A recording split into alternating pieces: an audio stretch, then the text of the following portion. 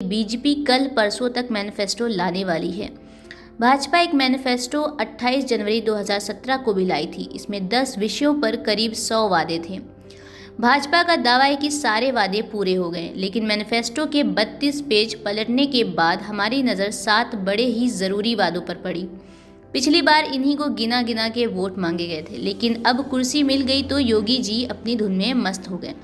Manifesto launch करते वक्त तब के भाजपा अध्यक्ष अमित शाह ने कहा था, हम घोषणा नहीं करते बल्कि संकल्प लेते हैं। आइए उन 7 संकल्पों की बात करते हैं, जिनमें से 3 पर तो 1% भी काम नहीं हुआ है। भाजपा का पहला संकल्प, आलू, प्याज और लहसुन की एमएसपी तय होगी। मैनिफेस्टो का पेज नंबर 7 पॉइंट नंबर 3, आलू, प्याज और लहसुन को न्यूनतम समर्थन मूल्य यानी एमएसपी के अंतर्गत लाया जाएगा। इसी के ऊपर पॉइंट 2 में एक और बात लिखी है, किसानों को फसल मूल्य दिलाने के लिए सभी अनाज और सब्जी मंडियों को ई मंडिया में बदल दिया जाएगा। इस पर जमकर प्रचार हुआ था। पश्चिमी यूपी में भाजपा के नेता और कार्यकर्ता 20 दिन रोज घर घर जाकर इसका गाना गाते थे। कहते थे कि भाजपा की सरकार बनते ही आलू, प्याज और लहसुन की खरीद भी एमएसपी पर होगी। सरकार 45 दिन की बची है, लेकिन आज तक सरकार ने सब्जियों पर एमएसपी जैसा शब्द बोला ही नहीं। लहसुन पर एमएसपी कैसे तय होगी, फॉर्मूला क्या होगा, कौन सी सब्जियां शामिल होंगी और उनकी कैसे खरीदारी होगी। योगी सरकार को ई मंडी वादे की याद 4 साल बाद आई, तब जब कोरोना ने मंडियां बंद करा दी। सरकार ने ई मंडी और ई गवर्नेंस का कॉन्सेप्ट दिया, लेकिन पोर्टल हर दूसरे दिन डाउन ही रहता है। बार बार मैसेज आता है कि टेक्निकल चेंज हो गया है, अपनी जानकारी फिर से भरिए। अब लोगों ने भरना बंद कर दिया है। बीजेपी का दूसरा संकल्प, मुफ्त लैपटॉप, साल भर हर महीने 1 GB नेट। मैनिफेस्टो का पेज नंबर 13 पॉइंट नंबर 3 और 4, कॉलेज में एडमिशन लेते ही छात्र छात्राओं को मुफ्त लैपटॉप, साल भर तक हर महीने 1 GB नेट मिलेगा। सरकार बनी तो इस कोशिश में लग गए कि युवा इस वादे को भूल जाए, लेकिन युवा अपने हिस्से का लैपटॉप मांगने लगे।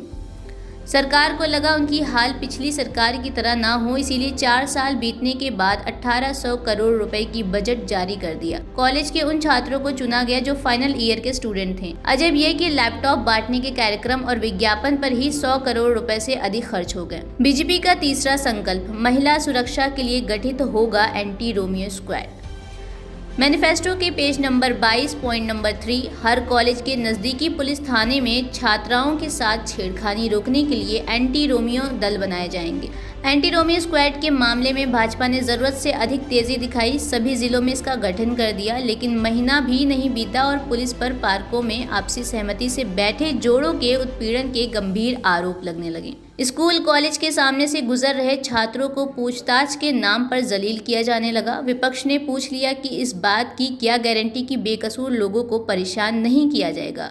प्रशासन चुप हो गया। इस वक्त एंटी रोमियो स्क्वाड का क्या हाल है? एक आरटीआई के जवाब में यूपी पुलिस मुख्यालय ने बताया कि 22 मार्च 2017 से 30 नवंबर 2020 तक कुल 14,454 गिरफ्तारियां हुई। औसत निकाले तो 11 गिरफ्तारी हर दिन। यूपी की आबादी और क्षेत्रफल के आधार पर देखें तो ये संख्या बेहद कम है। बीजेपी का चौथा संकल्प, प्रदेश के हर उद्योग में 90% नौकरी प्रदेश के युवाओं के लिए आरक्षित। मैनिफेस्टो के पेज 12.2, यूपी में स्थापित हर उद्योग में 90% नौकरियों को प्रदेश के युवाओं के लिए आरक्षित किया जाएगा। सरकार बनने के बाद यूपी सरकार ने इस पर विचार तो किया पर काम नहीं किया। 10 जून 2017 को सरकार ने नई औद्योगिक नीति बनाई।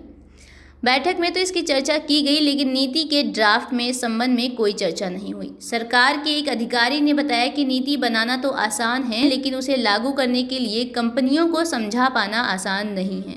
थोड़ी भी जोर जबरदस्ती होगी तो वो अपना उद्योग लेकर यूपी से बाहर चले जाएंगे। बीजेपी का पांचवा संकल्प, 500 करोड़ रुपए की बाबा साहेब अम्बेडकर छात्रवृत्ति की घोषणा। मैनिफेस्टो का पेज नंबर 14.3, गरीब परिवार से आए छात्रों की उच्च शिक्षा के लिए 500 करोड़ के बाबा साहेब अम्बेडकर छात्रवृत्ति कोष की स्थापना की जाएगी। ये वादा बीजेपी को देर में याद आया। दलित वोट साधने के लिए भाजपा की बाबा साहेब अम्बेडकर छात्रवृत्ति निर्णायक साबित हुई थी। पार्टी के सभी दलित नेता लोगों के बीच इस घोषणा को लेकर पहुंचे। सरकार बनी तो भूले भूले नजर आए। जैसे ही फिर चुनाव आया तो वादा याद आ गया। 6 दिसंबर 2021 को अंबेडकर की पुण्यतिथि थी।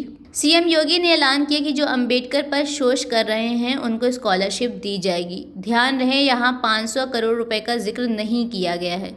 छात्रवृत्ति की ही घोषणा से याद आया, यूपी सरकार ने वर्ष 2020 और 21 में जनरल वर्ग के छात्रों के स्कॉलरशिप बजट को 825 करोड़ से घटाकर 500 करोड़ कर दिया। बीजेपी का छठा संकल्प, मेट्रो सेवा शुरू करेंगे। मैनिफेस्टो का पेज नंबर 19.1, लखनऊ नोएडा में मेट्रो सेवा का विस्तार किया जाएगा तथा कानपुर, आगरा, इलाहाबाद, गोरखपुर, झांसी और गाजियाबाद में मेट्रो सेवा आरंभ की जाएगी। यहाँ भी सरकार पिछड़ गई। गोरखपुर, इलाहाबाद, वाराणसी और झांसी में पूरा 5 साल मुआयना करते हुए ही बीत गया। अब कहा जा रहा है कि मेट्रो चलाने के लिए नए सिरे से डीपीआर बनाया जा रहा है। इसे सरकार को भेजा जाएगा। सरकार विचार करेगी। डर है कहीं फिर से मुआयना ही ना चलता रहे। बीजेपी का 7वां संकल्प, पुलिस वालों के वेतन के लिए समीक्षा आयोग। मैनिफेस्टो का पेज 27.5, पुलिसकर्मियों के सेवा हालात, प्रमोशन और वेतन ढांचे की समीक्षा करने के लिए एक आयोग बनाया जाएगा। 5 साल बीत गए, पुलिस वालों से आज तक कोई ऐसा आयोग तो बनाया नहीं गया।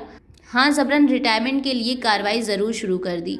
एडीजी स्थापना संजय सिंघल ने आदेश दिया। कहा 30 मार्च 2021 को 50 साल या इससे अधिक की उम्र वाले पुलिसकर्मियों को अनिवार्य रूप से सेवानिवृत्त करने के लिए स्क्रीनिंग की कार्रवाई की जाए। तब से अब तक 400 से अधिक पुलिसकर्मियों को जबरन रिटायर किया जा चुका है। सिर्फ सिपाही दरोगा को नहीं, इसमें आईपीएस अमिताभ ठाकुर, राकेश शंकर और राजेश कृष्णा जैसे अधिकारी भी शामिल हैं।